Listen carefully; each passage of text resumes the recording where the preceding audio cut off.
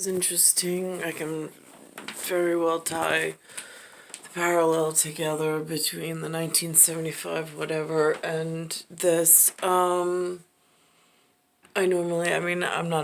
never listened to the Sex Pistols. It's a thing. They had something called a Bullocks. I don't know what that means. It's not even, it's an England English word or a British English word. It's not an American English word. So I have no relevancy to tie it to here. As far as I'm just listening to the piece.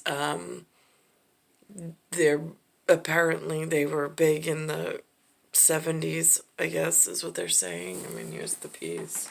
To ask the director of the series. But how societal norms have changed even between the 70s and now, it's unnerving. It just is. I mean, the 1975 paper that I have on file with New York State, it's got some, he walks around thinking this is acceptable and cool, which it's never been for me.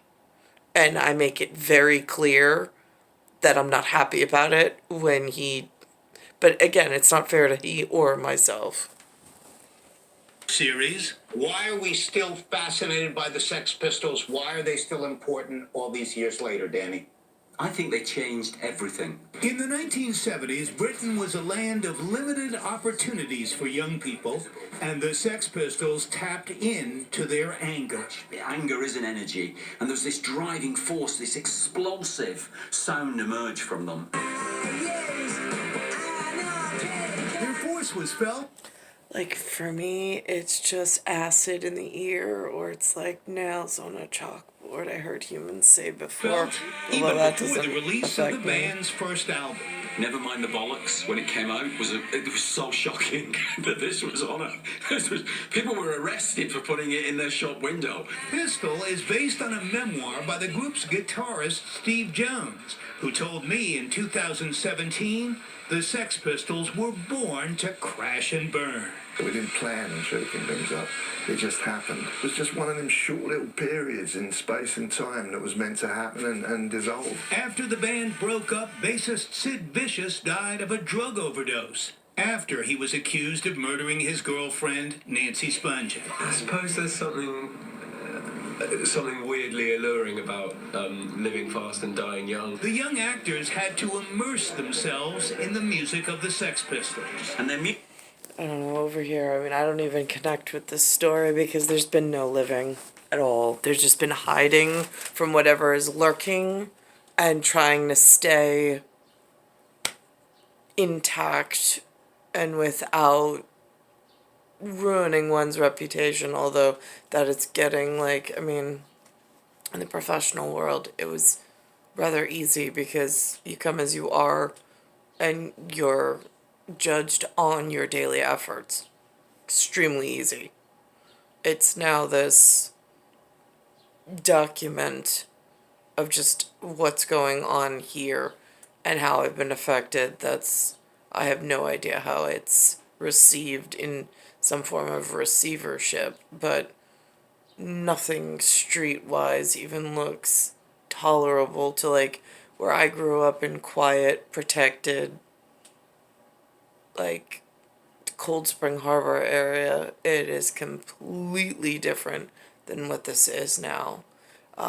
In fact, actually tonight, Kathy Hochul says here, the local area, she gives a population of Long Island and then what it is today. And they're doing something with the railroad. And the station that they chose, out of all the stations on Long Island, they chose Cold Spring Harbor, which is where I used to live. I thought that was an interesting thing on this evening. So this is the story. Instead of Pennsylvania Station or Penn Station, they're doing something with Grand Central Station. Again, I don't know Manhattan's history at all. Nobody's been honest about it. Nobody's taught about it. Not the socialites' names of back in the day. There's been no speak of any of this here. With today's developments, NJ. Yeah, right, Dave. It is a long time coming. And yes, the terminal is essentially complete. But there's much more to this project, Dave, than simply digging tunnels. It's about the scheduling. It's about the choreography of the railroad's extension into the east side that's making headlines today. Because the new timetables are expected to increase service by up to 40%. Long Island Railroad trains are already rolling into Grand Central Terminal. Engineers on test runs before the largest expansion of the railroad in more than 100 years. When the LIR was built,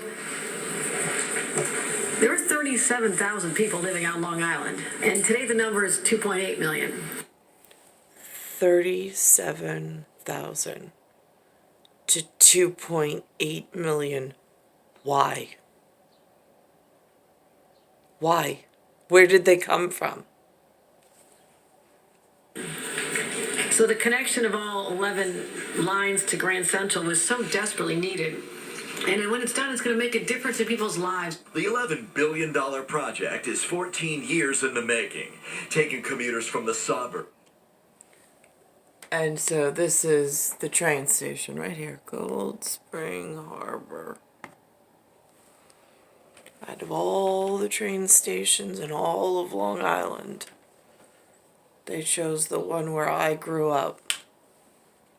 Suburbs, through Jamaica, then directly to the east side on an entirely new branch of the Long Island Railroad, where they will step into a rail terminal deep beneath Grand Central with gleaming marble corridors, retail concourses, and enough new tracks and platforms to handle up to 24 trains per hour. It'll enable the LIRR to expand service into and out of Manhattan by 40% with new timetables. This is the first time in more than 30 years that the Long Island Railroad has taken a completely fresh look at its schedules, and it's going to be a major improvement. The new terminal, named Grand Central Madison, is set to open at the end of the year. Although more than a third of riders have yet to return to the LIRR, Governor Hochul is convinced that will change. If you build it, they will come. You know, people, we believe, when they have a shorter commute than they've had before, a more uplifting experience than they've had before, with less hassle, more trains running. MTA Chairman Jano Lieber told reporters that the terminal will prove crucial to the city's rebound. This has become an area where companies are moving quickly to locate and also to expand. So that is a really good sign for this project. Again, the new terminal is expected to open by the end of this year, and the MTA estimates that when it does, up to half of the LIRR's riders will use it, dramatically reducing congestion at Penn Station. Live at Grand Central, NJ Burke at Channel 7, Eyewitness News. Thank you. Meanwhile, What I don't understand is when, like, you arrive in a certain area and nobody teaches you the history. There's nowhere to go to find out the history. There's no way to go to find out about the planning of that area and if it's going to align with what you are or what your intentions are. How does one ever, I mean, it is so disruptive and chaotic around here. It is so frightening. It's star 1978, star 8378, Nicole, Cattaruzza, it's Earth, solar system, Milky Way universe, galaxy is broken, and it's Bayside Station, Bayside, New York, 11361.